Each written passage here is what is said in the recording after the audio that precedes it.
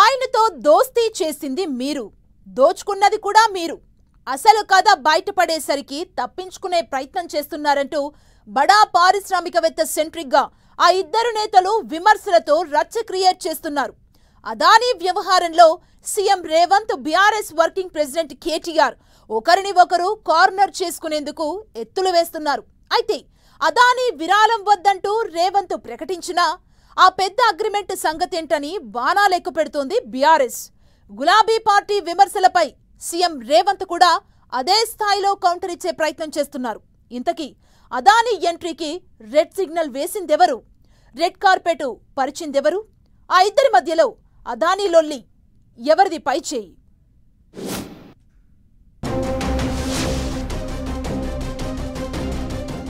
అదానీ సెంట్రిక్గా Revanth KTR dialogue war. ఆ ఇద్దరిలో అదానీతో దోస్తానీ ఎవరిది?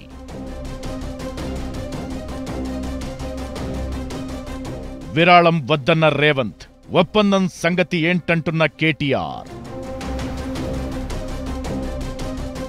తెలంగాణ గడ్డ మీద పొలిటికల్ హీట్ అంతకంతకు పెరుగుతోంది.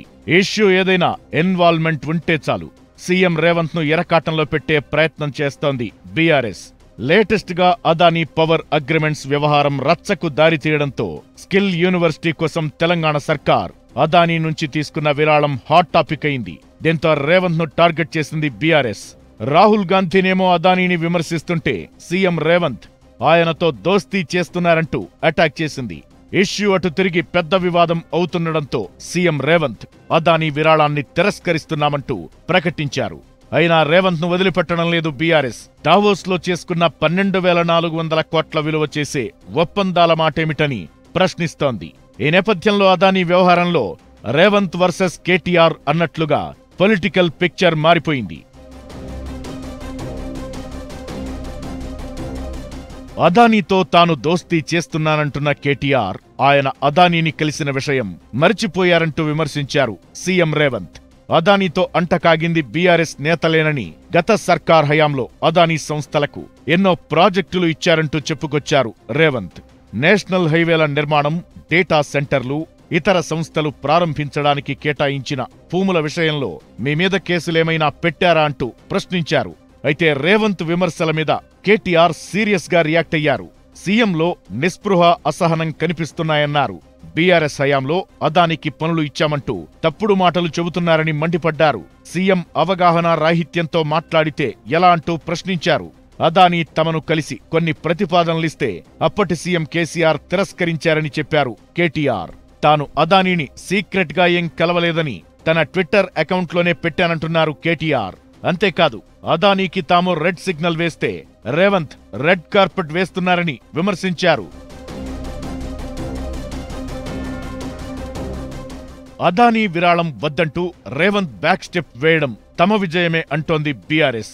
తాము ఒత్తిడి చేయడం వల్లే రాహుల్ గాంధీ, కాంగ్రెస్ అధిష్టానం రేవంత్ కు చివాట్లు పెట్టిందని, అందుకే హడావుడిగా విరాళం వద్దంటూ ప్రకటించారని చెబుతోంది. అంతేకాదు అదానీ దగ్గర చెక్కు తీసుకున్నప్పుడు రేవంత్ కు అదానీ కథేంటో తెలియదా అని ప్రశ్నిస్తోంది. మరోవైపు బీజేపీ కూడా రేవంత్ ను టార్గెట్ చేస్తుండడం హాట్ టాపిక్ అవుతోంది. ఎవరికి భయపడి చెక్ వాపస్ చేశారో రేవంత్ రెడ్డి చెప్పాలని బీజేపీ డిమాండ్ చేస్తోంది. ఒప్పందం చేసుకున్నప్పుడు రాహుల్ గాంధీకి ఎందుకు భయపడలేదు? చెక్ వాపస్ ఇవ్వకపోతే రాహుల్ గాంధీ అపాయింట్మెంట్ ఇవ్వనని చెప్పాడా అంటూ ఎద్దేవా చేస్తున్నారు కమలం లీడర్లు. అదానీతో దావోస్ లో చేసుకున్న 12,000 కోట్ల ప్రాజెక్టును కూడా రద్దు చేస్తున్నారా అని నిలదీస్తున్నారు. ఇలా అదానీ వ్యవహారం సీఎం రేవంత్ కు హెడ్ఏక్ గా మారింది. 100 కోట్ల విరాళం వెనక్కిచ్చే వరకు వకలుంటే ఇప్పుడు దావోస్ ఒప్పందం మాటేమిటని ప్రెషర్ మొదలైంది. దీంతో అగ్రిమెంట్లు రద్దు చేయడం అంత ఈజీ కాదన్నట్లు చెబుతున్నారు సీఎం రేవంత్. దానికి లీగల్ గా సమస్యలు ఉంటాయని చెప్పుకొస్తున్నారు. ఈ విషయంలో కూడా రేవంత్ ను టార్గెట్ చేస్తోంది అపోజిషన్ బీఆర్ఎస్. రేవంత్ రెడ్డి తెలంగాణకు సీఎంగా ఉంటూ అదానీ, అల్లుడు, అన్నదమ్ముల కోసమే పనిచేస్తున్నారని విమర్శిస్తోంది. కాంగ్రెస్ పార్టీ విధానం ప్రకారమే విరాళం వెనక్కిచ్చేస్తే ఒప్పందాల విషయంలో కూడా అంతే సీరియస్ గా ఎందుకు రియాక్ట్ కావడం లేదో చెప్పాలంటోంది. ఎవరూ విరాళం తీసుకున్నా చర్యలు తీసుకోవాల్సిందేనంటూ రాహుల్ చేసిన కామెంట్స్ ను కూడా బీఆర్ఎస్ ప్రస్తావిస్తోంది.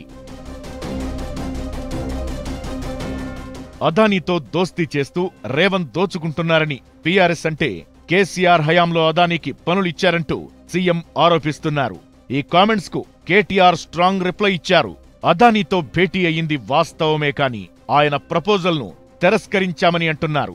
కేంద్రం ఇచ్చిన ప్రాజెక్టులే తప్ప తాము అదానీకి కట్టబెట్టిందేమీ లేదంటోంది బీఆర్ఎస్. వాస్తవాలు తెలుసుకోకుండా మాట్లాడి రేవంత్ పరువు తీసుకుంటున్నారని అటాక్ చేశారు కేటీఆర్.